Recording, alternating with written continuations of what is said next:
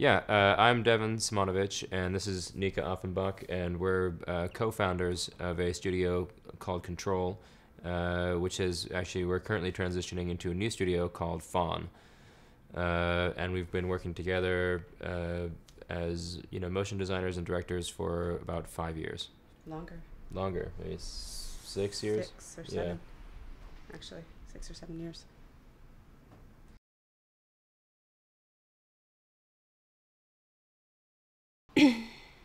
I think a lot's changing, particularly in regards to digital media. I mean, even when we started Control in 2003, there were not a lot of motion graphic design firms. It was sort of a new, there were, but there weren't a lot of these small sort of design entities. And now you see them cropping up all over the place. I mean, Motionographer started 2-3 years ago and sort of became a vehicle for the industry. You have right now, I think a lot of people are scrambling because how media is being deployed is being changed, and that's actually changing drastically how it's being produced. And there's a lot more integration of platforms. Like, I don't think there's such a straight delineation in advertising anymore between broadcast, internet, print, interactive, outdoor, experiential, social networking. All that stuff is kind of coming together, and the tools are actually really streamlined at this point as well. So the same tools, in our studio, it's like 1 month we would work on a feature film visual effect, and the next month we'd be doing 3D for interactive web banners or something like that. So how you work, like how people work is really scalable on deployment.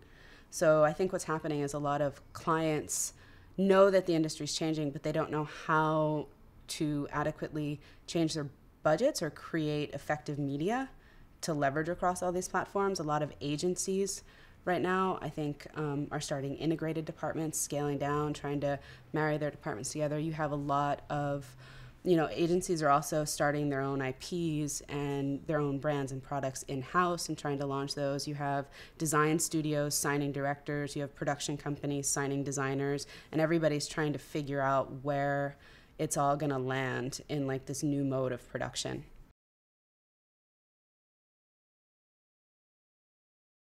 I think the way the motion graphics and design industry is now is directly related to the whole like DV revolution of the late 90s, where all of a sudden it's like for a couple $1,000s you could have a camera that would allow you to compete, at least in a short window of time, with the professionals. And you didn't have that 10 years ago. You didn't have that in the 70s. And I think with design, in the last couple of years, we've sort of seen the same kind of closing of the gap with the Creative Suite. Everybody can do this on their home computer. You don't have to have a render farm, to do really, really high-end CG. Anybody can kind of do it. And I think, just like in production, you have where like gaps kind of close, and then all of a sudden you have HD and it opens again, and the professionals can act like professionals and shoot like professionals. And, everybody, you know what I'm saying? Like, it kind of happens the same way in the design industry. So I don't even think, I think without the kind of revolution in tools and technology in the late 90s, working the way we do would not even be possible. Yeah. The trick is keeping one step ahead, is keeping up with the technology and up with the gap, so you can always stay relevant in the industry too. It's kind of an important part of it. Yeah. When these tools become available to people that broadly, certainly you have a lot of stuff that's just, kind of like it becomes like a media wasteland. At the same time, I think those tools pave the way for a lot of people to become interested in video film production and be able to experiment with these mediums in new ways. And certainly that's how I came to this industry, is just through experimenting with media and being like, what can I do with these new tools? But I think the opposite is true in a way with software, and like say the last 4 or 5 years with software, really coming into its own and being a lot better than it was, say, 10 years ago. And I think the creativity in terms of like design and animation and VFX has totally exploded, and there's just ridiculous good work coming out of all kinds of parts of the world that you would never expect. In Eastern Europe and Moscow, or like in Brazil and Rio and Sao Paulo, like, these places are like turning out really amazing artists in the last 5 years, and So yeah, I think there's totally positive aspects to that. The proliferation of tools and sort of the wide availability of the same tools that professionals are using is also really changing advertising and how people look to have content made and developed. Like, I think, in the last couple of years, lots of bands are running internet contests for their next music videos, or, you now have agencies that have crowdsourcing, creative crowdsourcing websites set up where 10 designers from all over the world can post their ideas or post their logos, and the client chooses and then pays that designer. So it's really a double-edged sword, because the ubiquity of all these really high-end tools allow professionals to move up the ladder very quickly, and they allow people to get into the industry very quickly. But there's also a danger of being undercut.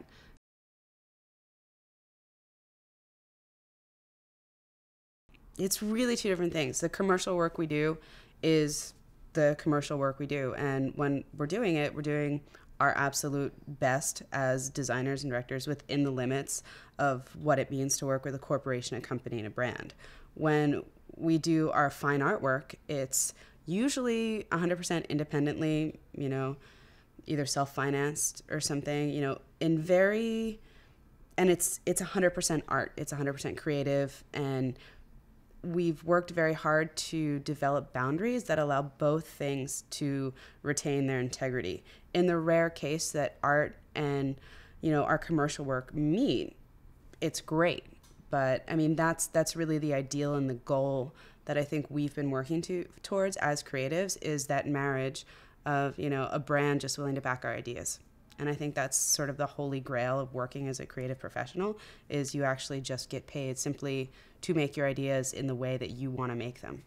I think corporations are becoming new patrons of the arts in a very legitimate way, and it can be done in a way that doesn't undermine the quality of the work or the value of the work.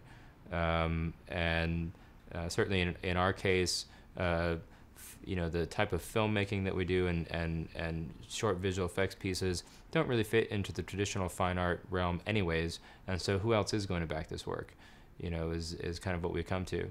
And I think that there's a wide open field for that, and a lot of people moving in that direction, like as we speak.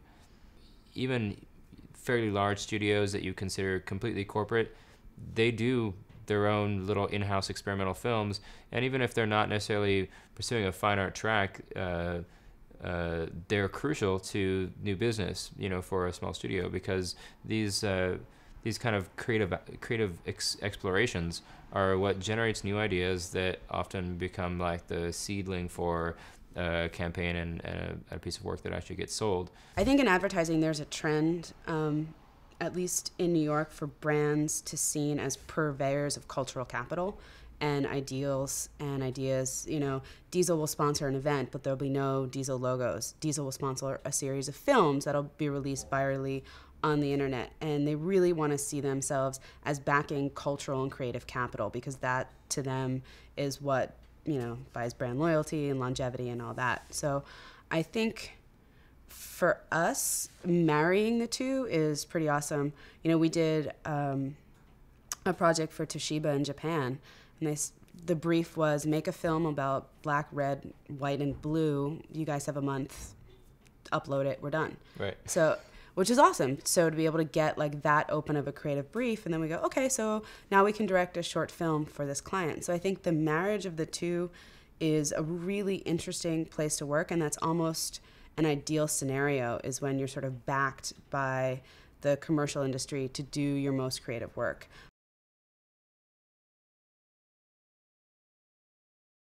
"10 years from now, one of my goals is as a creative is to be a lot more nomadic, and to actually, the world, it gets to be a very small place. I feel like I've spent a lot of my early to, I'd probably say I'm early mid-career right now, establishing myself and my creative skill set and honing it here in New York. 10 years from now, I'd like to spend a lot more time traveling and working in different places in the world and having effective collaborations, which I think, again, as a result of the tools, is really possible to be sort of a nomadic creative professional. So that's kind of my ultimate goal. I'm not sure what yours is. Well, I don't even know, man. That's a good question. See, the problem is you're not so good at the future. Yeah, see, the problem is actually that I've never actually really planned out my future. I've always just done what, came natural, seemed like a good idea at the time. So what I think will be a good idea in 10 years from now is a very good question.